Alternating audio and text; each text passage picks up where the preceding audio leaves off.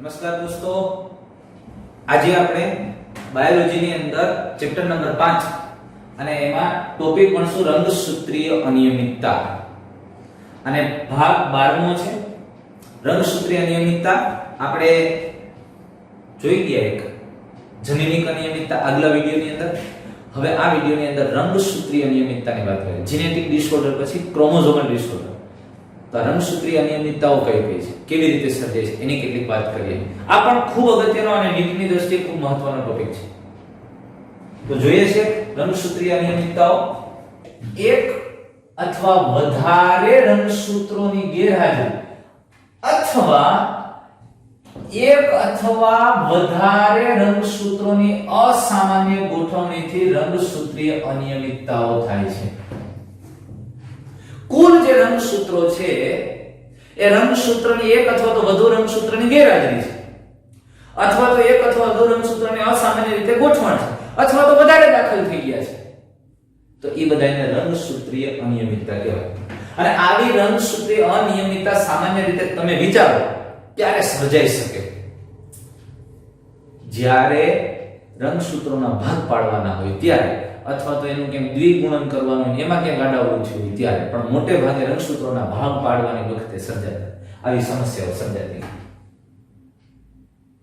તો કોષ વિભાજનના સમયે જોયો, કોષ વિભાજનના સમયે રંગસૂત્રિકાઓનું વિશ્લેષણ ન થવાને કારણે રંગસૂત્રોનો વધારો કે ઘટાડો થઈ જાય છે, જેને એન્યુપ્લોઇડી કહે છે. એન્યુપ્લોઇડી રંગસૂત્રીય અનિયમિતતાના આમ તો બે પ્રકાર છે, એક એન્યુપ્લોઇડી અને બીજું પોલિપ્લોઇડી. પણ એન્યુપ્લોઇડી કોને કહેશું કે સામાન્ય રીતે કોઈ એક રંગસૂત્રનો વધારો, આખું રંગસૂત્રનું જૂથ છે એમાં એકનો વધારો કે ઘટાડો થાય તો એને એન્યુપ્લોઇડી કહેવાય.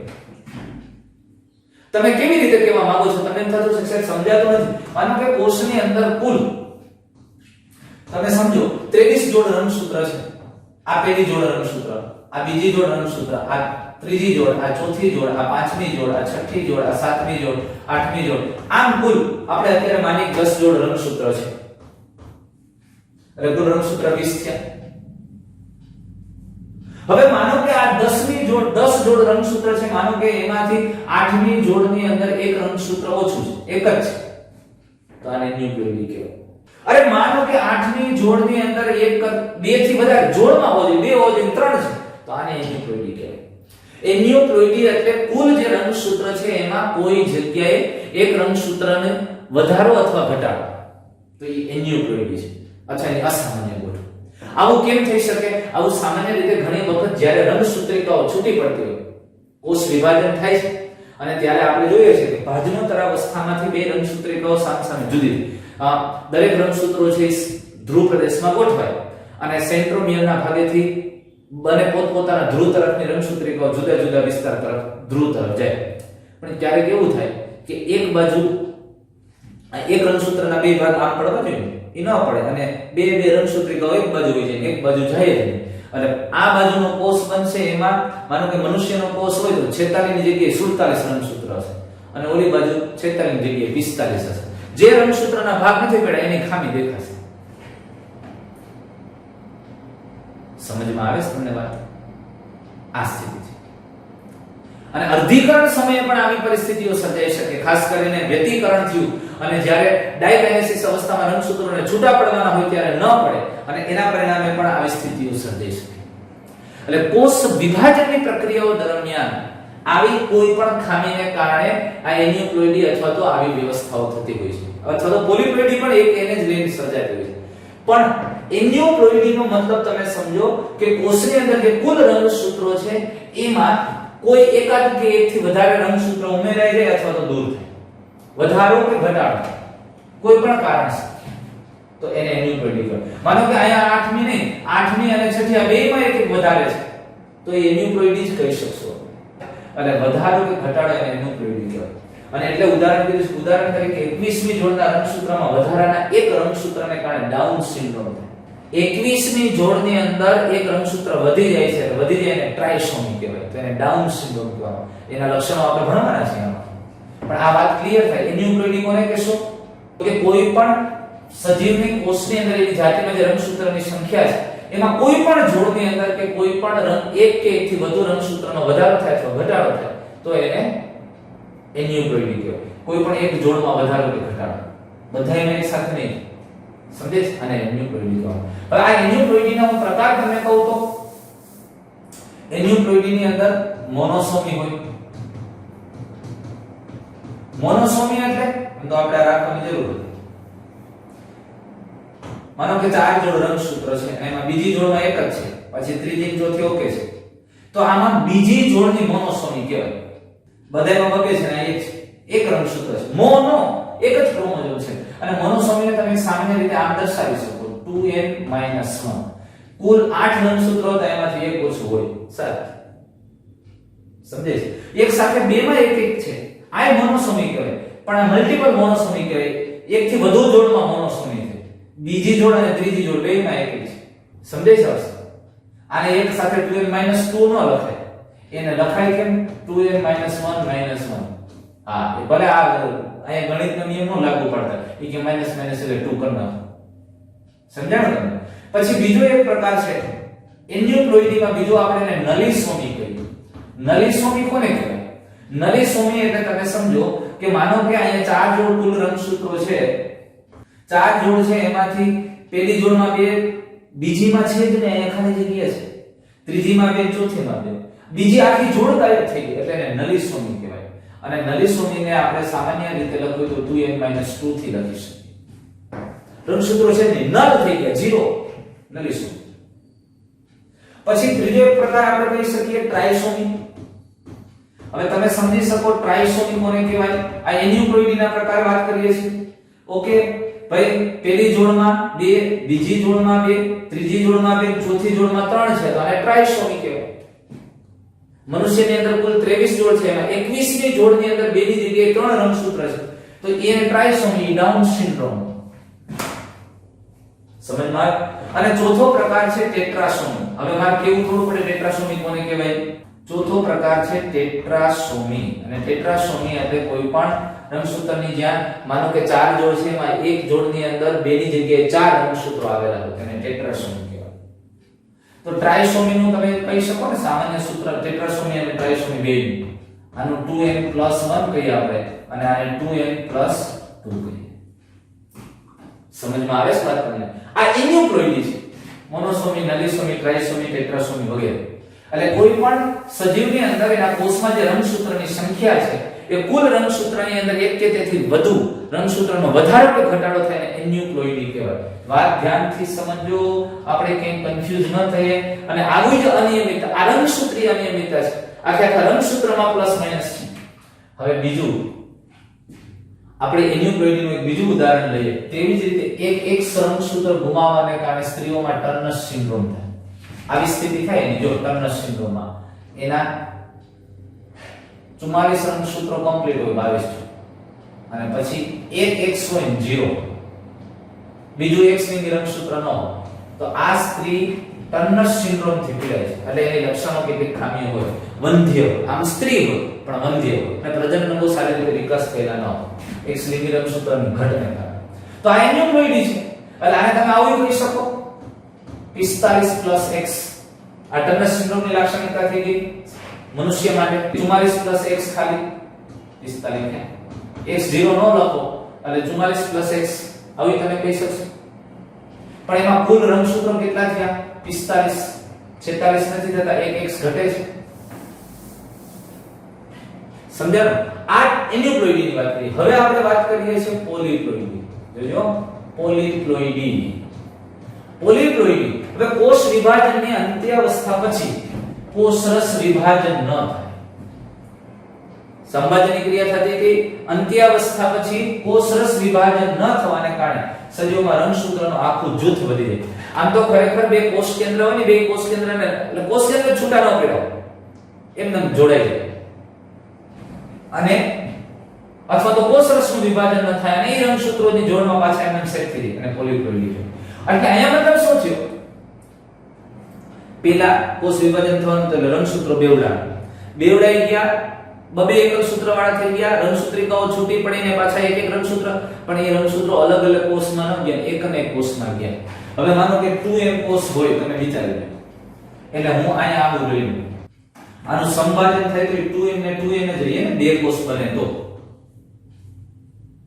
અથવા હજુ એક આનાથી વધારે સારી રીતે કહું તમને, આ બે રંગસૂત્રો છે. ઓકે, આ 2n કોષ છે. હવે આનું સંભાજન થવાનું એટલે પહેલું કામ તો આ શું કરશે? બેવડાશે. એટલે આ બધા આવા થશે. જો સંભાજન થઈ ગયું હોત તો શું થાય? તો કે બે કોષમાં આ બે રંગસૂત્રો આવી જાય. એટલે મૂળ કોષમાં તો એવું જ થઈ ગયું. અહીંયા બે છે ને અહીંયા બે છે, ઈ સરખું છે. પણ અહીંયા સ્થિતિ કેવી સર્જાય છે ખબર? આ અહીંથી છૂટા આમ પડે અંત્યાવસ્થા સુધી કામ થઈ ગયું, પણ કોષરસ વિભાજન ન થયું. એટલે આને અંતે કોષ એક જ રહ્યો. કોષ એક જ રહ્યો અને એની અંદર આ રંગસૂત્રો આમ છે. અરે આ એક જ કોષની અંદર ચાર થઈ ગયા. બે રંગસૂત્ર હતા ને ચાર થઈ ગયા, 4n થઈ ગયા. આખા રંગસૂત્રનો જૂથ વધી જાય, ડબલ થઈ જાય છે. આને પોલિપ્લોઇડી કહેવાય. માનો કે કેને કહેશો એટલે તમે સમજાવી વાત રાખી. અહીંયા સંભાજન થી 2n ના 2n જ રહેતા હતા, પણ અહીંયા કોષ છે 2n છે દ્વિગુણન પામશે એટલે ડબલ આથી બેવડે પછી જુદા પડી જાય. મેં તમને આગળ સમજાવ્યું. પણ કોષરસ વિભાજન નથી થતું, એક જ કોષના કોષ કેન્દ્રમાં બધાય પીડા છે એટલે 4n થઈ ગઈ. 2n ની જગ્યાએ 4n. એટલે હવે હું તમને એક વાત કહું સરસ રીતે પોલિપ્લોઇડી. પોલિપ્લોઇડીમાં માનો કે કોષ સામાન્ય છે 2n છે, પણ આ 2n માંથી 4n થઈ જાય એટલે રંગસૂત્રનો આખો જૂથ વધી જાય તો આ પોલિપ્લોઇડી છે. અરે અથવા તો 3n થયા કોઈ કારણ તો એ પોલિપ્લોઇડી છે. 3n થયા, 4n થયા, 5n થયા, આ બધા પોલિપ્લોઇડીના ઉદાહરણ છે. તમે સમજો. અથવા 6n. આખા રંગસૂત્રનો સેટ વધે છે, રંગસૂત્રનું જૂથ વધે છે, જેને પોલિપ્લોઇડી કહેવામાં આવે છે. અને આવી પોલિપ્લોઇડીની અવસ્થા સામાન્ય રીતે વનસ્પતિમાં મુખ્યત્વે જોવા મળે છે. પોલિપ્લોઇડી ક્યાં જોવા મળે છે? વનસ્પતિની અંદર સૌથી વધારે જોવા મળે છે. આવા પોલિપ્લોઇડીને હું તમને કેટલીક વધારાની વાત કરી દઉં. પોલિપ્લોઇડીના જો આપણે એક્ઝામ્પલ જોઈએ અથવા તો એના ઉદાહરણ જોઈએ તો પોલિપ્લોઇડીના એક પ્રકાર પાડી શકીએ આપણે. Auto polyploidy. હવે ઓટો પોલિપ્લોઇડી કોને કહેશું આપણે? હમણાં જે આપણે વાત કરી, માનો કે કોઈ જનીન બંધારણ આવું હતું કોઈ સજીવનું એ, અને એનું ને એનું પાછું પોલિપ્લોઇડી છે. એટલે આપણે હમણાં કીધું કોષ વિભાજન થયું, કોષરસ વિભાજન થયું, એક જ કોષ કેન્દ્રમાં રંગસૂત્રો વધી ગયા. આ બે ની જગ્યાએ કેટલા રંગસૂત્રો થઈ ગયા? 4. એટલે આ 2n હતું તો એ કેવું થઈ ગયું? 4n. પછી બીજો એક પ્રકાર આપણે પાડી શકીએ એલો પોલિપ્લોઇડી. હવે એલો પોલિપ્લોઇડી તમે કોને કહેશો? હવે અહીંયા બે અલગ અલગ સજીવના દૈહિક કોષોની વચ્ચે સંકરણ કરવામાં આવે. એટલે કોષોનું યુગ્મન કરાવવામાં આવે છે. જો જન્યુની વાત નથી કરતો, બે દૈહિક કોષો વચ્ચે જોડાણ કરવા અને એના રંગસૂત્રોની જોડ ગોઠવાઈ જાય. સરખા સંખ્યામાં રંગસૂત્રો ધરાવતા બે વનસ્પતિ કોષોના દૈહિક કોષોનું સંયુગ્મન કરવામાં આવે. માનો કે આ એક અને આ બીજો, આ બીજી અથવા તો એની પેટા જાતના કોષ. આ બેનું સંયુગ્મન કરી અને જે આ બે 2n જ હોય ને, અને આના દ્વારા જે કોષો બનશે ને હવે આવા બનશે. આને એલો પોલિપ્લોઇડી કહેવાય. આના દ્વારા ઘણી વખત નવી જાતિનું પણ નિર્માણ થાય છે. અરે ચણાની અંદર, ચોખાની અંદર આવા પ્રકારે સંકરણ કરી અને એલો પોલિપ્લોઇડી પ્રેરવામાં આવે છે. આ ખાસ કરીને આ પોલિપ્લોઇડીને પ્રેરવાનું કારણ એના વજનમાં અને દળમાં વધારો કરવા માટે, ગિગાસ પ્રોડ્યુસ માટે. હું તમને કહું, કોબી છે ને, કોબીના દડામાં આવું કરવામાં આવે રાશિકરણને, જેથી કરીને કોબીનો જે દડો બને એની પાંદડા બને ને દળદાર અને માનસિક બને, જાડા બને. એલો પોલિપ્લોઇડી પ્રેરવામાં આવે. ઓટો પોલિપ્લોઇડી, એલો પોલિપ્લોઇડી અને ત્રીજો પ્રકાર જોઈજો, ઓટો એલો પોલિપ્લોઇડી. એટલે પેલા ઓટો પોલિપ્લોઇડી તો થાય એટલે બેની જગ્યાએ 4 તો થઈ જ છે. એક ઈ એટલે ઓટો, અને એમાં પાછું બીજા સજીવના જન્મ એટલે કુલા. એટલે આમ તમે જો આવી પરિસ્થિતિ, અને ઈ તમે જો ને તો મોટે ભાગે 6 આવી ઘઉંની જાતો આપણે ઘણી આવી પેદા કરી છે. એટલે આની ઉત્પાદન ક્ષમતામાં ખૂબ વધારો કરી શકાય. આ 6 થાય હેક્ઝોપ્લોઇડી બને અને ઓટો એલો પોલિપ્લોઇડી. આ પોલિપ્લોઇડીના પ્રકાર છે. હેપ્લોઇડી અથવા મોનોપ્લોઇડી, આ 2n એનું અર્ધીકરણ થઈને જે કોષ સર્જે એક હેપ્લોઇડી. એક જ રંગસૂત્રનું, એટલે કે જન્યુઓ પ્રજનન કોષ સામાન્ય રીતે હેપ્લોઇડી હોય, દૈહિક કોષો ડિપ્લોઇડી હોય, દ્વિકીય હોય. પણ આવા દૈહિક કોષોનું સંલયન કરવાથી આ 4n બને, 6n બને, આવી જોવા મળે. આ બધાને પ્લોઇડી કહેવામાં આવે. એટલે ક્લિયર થયું તમને? પ્લોઇડી કોને કહીએ છીએ આપણે? અને પોલિપ્લોઇડીના પ્રકાર ઓટોપોલિપ્લોઇડી, એલોપોલિપ્લોઇડી, ઓટો એલોપોલિપ્લોઇડી અને પોલિપ્લોઇડી. આખે રંગસૂત્રના જૂથમાં વધારો કે ઘટાડો. એન્યુપ્લોઇડી કુલ રંગસૂત્ર છે એની અંદર એક કે એકથી વધારે રંગસૂત્રની સંખ્યામાં વધારો કે ઘટાડો. એન્યુપ્લોઇડી આખે આખો રંગસૂત્રનો જૂથ સમૂહમાં વધારો કે ઘટાડો. પોલિપ્લોઇડી. એટલું ધ્યાનમાં રાખજો. હવે આપણને આવા કેટલીક અનિયમિતતાઓની વાત કરવી છે. તો મનુષ્યની અંદર કુલ રંગસૂત્રની સંખ્યા કેટલી છે? 46 એટલે 23 જોડ છે. તેમાંથી 22 જોડ ક્યાં છે એ તમને ખબર છે. 22 જોડ છે એ દૈહિક રંગસૂત્રો છે અને એક 23મી જોડ છે એ કઈ છે? તો કે લિંગી રંગસૂત્ર હોય, એક સાથે. તો વ્યક્તિમાં રંગસૂત્રની એક વધારાની જોડ ઉમેરાઈ જાય છે અથવા તો ક્યારેક રંગસૂત્રની એક જોડની ઘટ પડે છે. એટલે વધારાની જોડ ઉમેરાઈ જાય અથવા ઘટી જાય એ આપણે જોઈશું એન્યુપ્લોઇડીનો એક પ્રકાર થશે. પણ આખું જૂથ વધારો કે ઘટાડો થાય તો એ પોલિપ્લોઇડી છે. પણ આ સ્થિતિને ક્રમશઃ રંગસૂત્રની ટ્રાયસોમી અથવા મોનોસોમી કહેવામાં આવે છે. એટલે રંગસૂત્રની કોઈ જોડમાં એક રંગસૂત્ર ઉમેરાઈ જાય અથવા તો જોડમાંથી કોઈ એક રંગસૂત્ર ઘટી જાય તો જો ઉમેરાય તો એ મોનોસોમી છે અને જો એની ઘટ પડી જાય તો એ જો એમાં ઉમેરાઈ જાય તો એ ટ્રાયસોમી છે અને જો એમાં ઘટ પડી જાય તો એ મોનોસોમી. તો આવી સ્થિતિને કારણે આવી સ્થિતિની અસરથી એટલે કે ટ્રાયસોમી અથવા મોનોસોમી થવાથી વ્યક્તિમાં ગંભીર રોગ થઈ જાય છે. અને રંગસૂત્રીય અનિયમિતતાની સામાન્ય ઉદાહરણો આપણે આ સિલેબસની અંદર ભણવાના છીએ. એમાં ડાઉન સિન્ડ્રોમની વાત કરશું, ટર્નર સિન્ડ્રોમની વાત કરશું અને ક્લાઇનફેલ્ટર સિન્ડ્રોમ જે રંગસૂત્રીય અનિયમિતતાઓની ખામી છે તેને સિન્ડ્રોમ. તો આવા કેટલાક હવે જોઈએ. એમાં સૌથી પહેલા આપણે ડાઉન સિન્ડ્રોમની વાત કરીએ. જો આ આનુવંશિક અનિયમિતતા થવાનું કારણ 21મી જોડની જે રંગસૂત્ર છે એમાં ટ્રાયસોમી એટલે કે 21મી જોડમાં એક વધારાનું રંગસૂત્ર ઉમેરાય છે અને એટલે એ ડાઉન સિન્ડ્રોમ.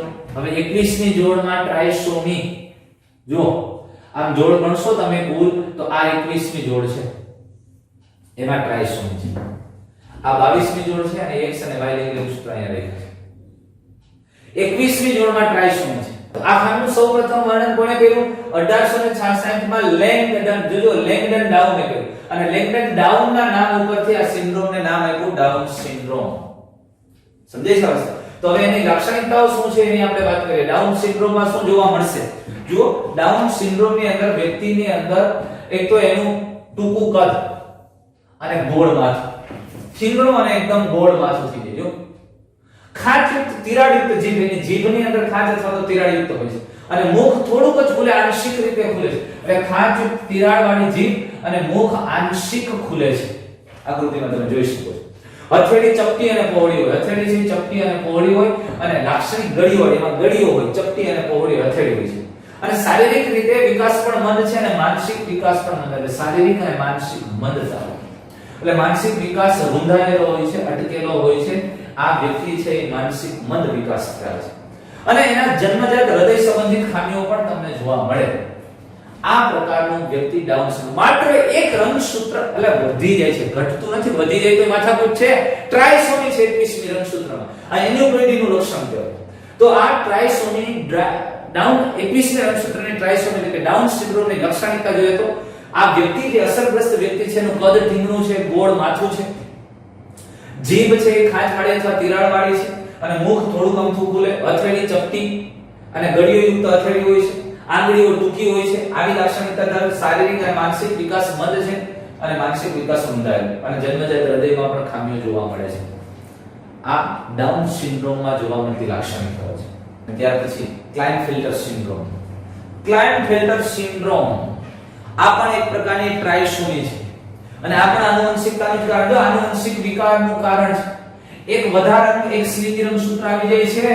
સમજો અહીંયા જેને કારણે કેરિયોટાઇપની અંદર જે 46 રંગસૂત્રો થવા જોઈએ. પુરુષ હોય તો 22 જોડ 44 દૈહિક રંગસૂત્રો અને XY હોય ને 23મી જોડ. પણ અહીંયા વધારાનું એક X આવી જાય છે. એટલે પુરુષ XY 46 ની જગ્યાએ 47 રંગસૂત્ર છે અને રંગસૂત્રો આ પ્રકારના હોય છે XXY રંગસૂત્રો છે અને આવી વ્યક્તિ આમ દેખાવમાં સંપૂર્ણ રીતે પુરુષ હોય અને એનો સામાન્ય રીતે ધડ કરતા પગની લંબાઈ છે વધારે હોય, પણ કેટલાક લક્ષણ સ્ત્રીના જોવા મળે, કારણ કે બે X અને Y છે એટલે પુરુષ અને સ્ત્રી બેના લક્ષણો દેખાવમાં સામાન્ય રીતે પુરુષ છે એ નર છે,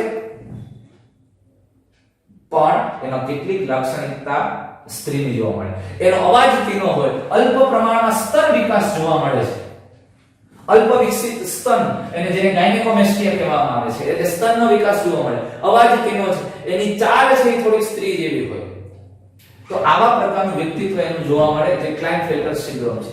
સ્ત્રી અને પુરુષ બેના લક્ષણ છે, પણ ટ્રાયસોમી છે, લિંગી રંગસૂત્ર બે X અને એક Y છે, એટલે આને ક્લાઇનફેલ્ટર સિન્ડ્રોમ કહેવામાં આવે. એવી જ લાક્ષણિકતા ધરાવતું એક વળી પાછી એન્યુપ્લોઇડીની એક અનિયમિતતા આપણે જોઈએ રંગસૂત્ર ટર્નર સિન્ડ્રોમ. આ પ્રકારના વિકલનનું કારણ પણ એક રંગસૂત્રની ગેરહાજરી છે. સ્ત્રીની અંદર તમને હમણાં આપણે પેલું એ પ્રમાણે 44 રંગસૂત્રો દૈહિક અને એક 23 ની જોડ XX હોવી જોઈએ ને, તો XX ની જગ્યાએ અહીંયા આ નથી, એક જ X છે, X0 છે, એટલે કે એમાં 46 ની જગ્યાએ 45 રંગસૂત્રો છે, 45 રંગસૂત્રો, એટલે કે એની સ્થિતિ થઈ ગઈ X0 સ્થિતિ થઈ ગઈ. અને આવી સ્ત્રી દેખાવ સ્વરૂપે સંપૂર્ણ સ્ત્રી છે, પણ બંધ્ય હોય છે. એનું અંડપિંડ અલ્પ વિકસિત હોય છે, ગર્ભાશયનો ભાગ એટલે કે એના પ્રાજનનિક અંગો છે અલ્પ વિકસિત છે એટલે બંધ્ય છે. અને કેટલા અને આ ઉપરાંત અન્ય જેવા કે દ્વિતીય ગૌણ જાતીય લક્ષણો છે એ પણ જોવા મળે. સ્તન ગ્રંથિનો પૂરતો વિકાસ જોવા મળતો નથી અને અન્ય જેટલા માદાના જે ગૌણ જાતીય લક્ષણો છે એ સંપૂર્ણ વિકાસ પામતા નથી. ટર્નર સિન્ડ્રોમ આપણે એન્યુપ્લોઇડી છે, લિંગી રંગસૂત્રની એન્યુપ્લોઇડી છે. અને ઘણી વખત આ તો વધારાની વાત કરું છું, ઘણી વખત આવું પણ જોવા મળે 3 અથવા તો X લિંગી રંગસૂત્રની ટેટ્રાસોમી, સુપર ફિમેલ, સ્ત્રી તત્વ વધી જાય, ખૂબ જ ઊંચી હોય અને સ્ત્રીની લાક્ષણિકતા ખૂબ વધી જાય, આવું જોવા મળે. ક્યારેક આવું જોવા મળે સુપર મેલ, આ પણ ભયંકર છે. આ સામાન્ય રીતે આક્રમક અને ખિન્ન વ્યક્તિ હોય, ખૂબ ગુનાખોરી કરે એવા વ્યક્તિ હોય, કારણ કે એની અંદર આક્રમક ટેસ્ટોસ્ટેરોન અંતઃસ્ત્રાવનું પ્રમાણ ખૂબ વધી જાય અને ભયંકર વ્યક્તિત્વ ધરાવતા હોય. એટલે આવી અનિયમિતતાઓ, એક રંગસૂત્રની વધારો કે ઘટાડો છે સમજી લો, લોકોની અંદર આ પ્રકારની લાક્ષણિકતાઓમાં અનિયમિતતા પ્રેરી શકે છે. તો આ રંગસૂત્રીય અનિયમિતતા છે દોસ્તો. અહીંયા આપણે ચેપ્ટર તમારી ટેક્સ્ટબુક મુજબ NCERT મુજબ આપણું આ પૂરું થાય છે. નેક્સ્ટ કેટલાક એવા ટોપિક છે કે જે આપણી NCERT માં નથી અને જે આપણે કેટલીક જનીનિક સંબંધિત બાબતોને સમજવી છે, એટલે થોડા રેફરન્સ સાથે કેટલીક એવી બાબતો આપણે ઘાતક જનીન કોને કહેવાય, એપિસ્ટેટિસ કોને કહેવાય, અથવા તો વધારાના પ્રચ્છન્ન જનીનો એની સાથે કેવી રીતે સંકળાયેલા છે, એટલે કે બિન વૈકલ્પિક જનીનોની જોડ વચ્ચેના ઇન્ટરેક્શન છે, આંતરક્રિયાઓ છે, એવી કેટલીક બાબતો વિશે આપણે વાત કરશું. કેટલીક અલગ જુદી જુદી ટર્મિનોલોજીની વાત આપણે નેક્સ્ટ વિડિયોની અંદર કરશું, જે સંપૂર્ણપણે નીટ માટે રહેશે, માત્ર અને માત્ર જે નીટ સંબંધિત હશે, આપણી NCERT માં નથી. એવા કેટલાક રેફરન્સ બેઝ ટોપિક છે આપણે નેક્સ્ટ વિડિયોની અંદર જોશું. Thank you.